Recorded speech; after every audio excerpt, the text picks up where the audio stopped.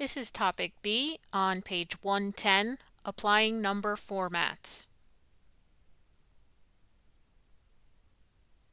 People who work with data in Excel worksheets will need to express and work with that numeric data in a variety of ways.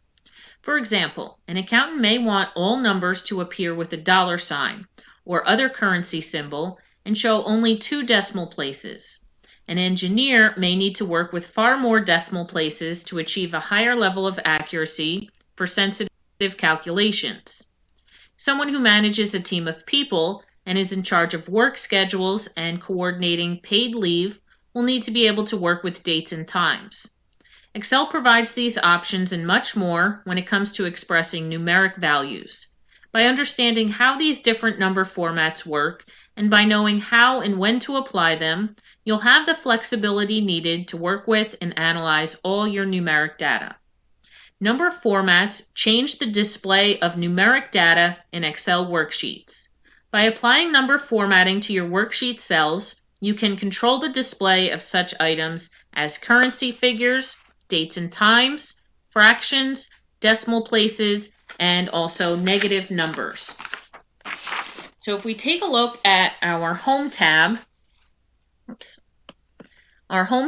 in our number command group, we're going to select our dialog box launcher here. This opens up our Format Cells dialog box with the number tab selected.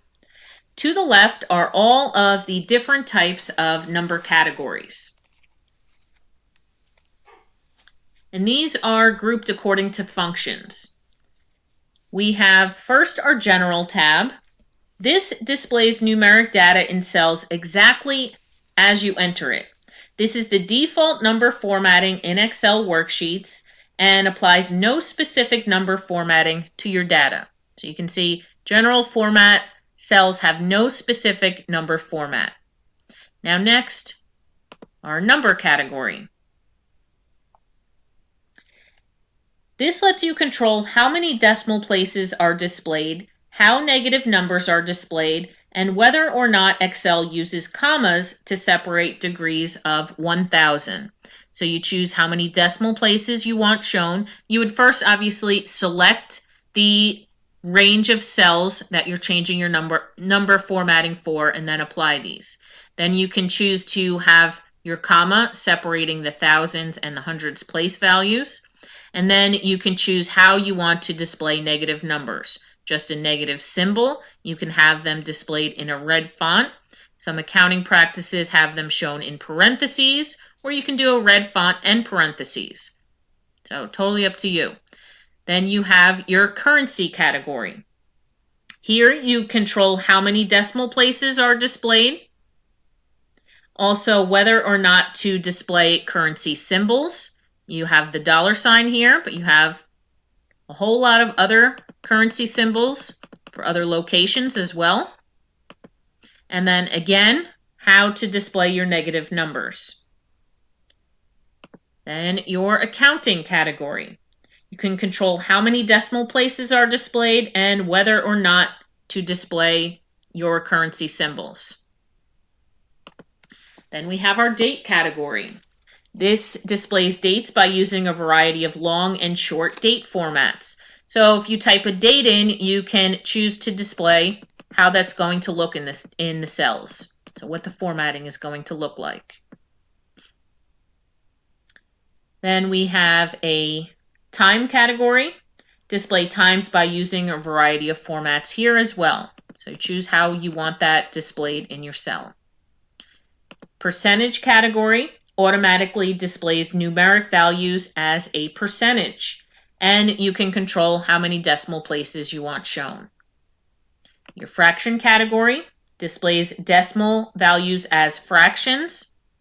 Control how many digits are displayed in the numerator, which is your top number, and the denominator, which is your bottom number, and also round non-whole number values to the nearest fraction value.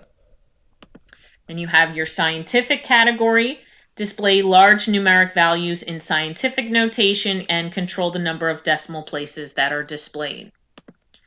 Your text category, you can treat numeric data as textual data. Numbers will be displayed exactly as you enter them, but you can't use these numbers in calculations because, again, you're making them an actual text category. And then the last one we'll look at is our special category. This is for displaying specific number data types such as phone numbers, social security numbers, and zip codes in your correct formatting. So I'm going to go through a couple examples of your number formats.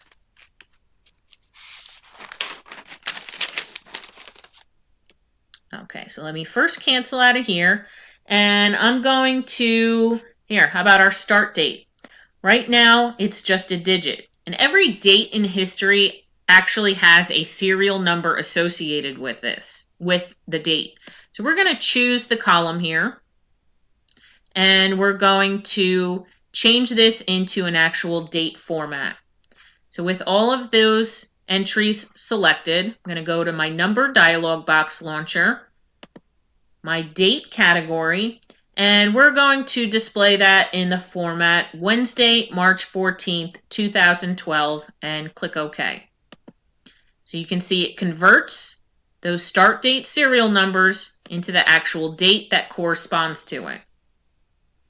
Now, how about this one? Look how this is formatted right now. This column is titled Years with Company. Now, does anyone really need to know that someone was with a company for 14.865754342 years? No, absolutely not. The most I would take this column to is probably one decimal place. That's the furthest I would go, if even that. So with that selected, select my number dialog box launcher, and we can choose our number category, and let's make this just go one decimal place. Click OK. Much better. It rounds it up. You see 14.8 blah blah blah was rounded up to, it was probably 14.86 or something like that, but it was rounded up to 14.9, and that's about as far with the decimal places again that we need to go. Now, scrolling over, how about our bonus column?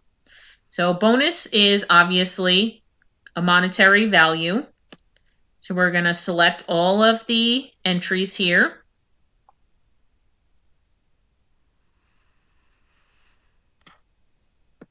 Go to the number dialog box launcher, and we're going to choose the currency category. Again, this is an amount of money. And we'll make this go 2 decimal places, and we also want the $sign shown. So that's selected. Click OK. We have our 2 decimal places for everything and our $signs as well. Now, how about salary?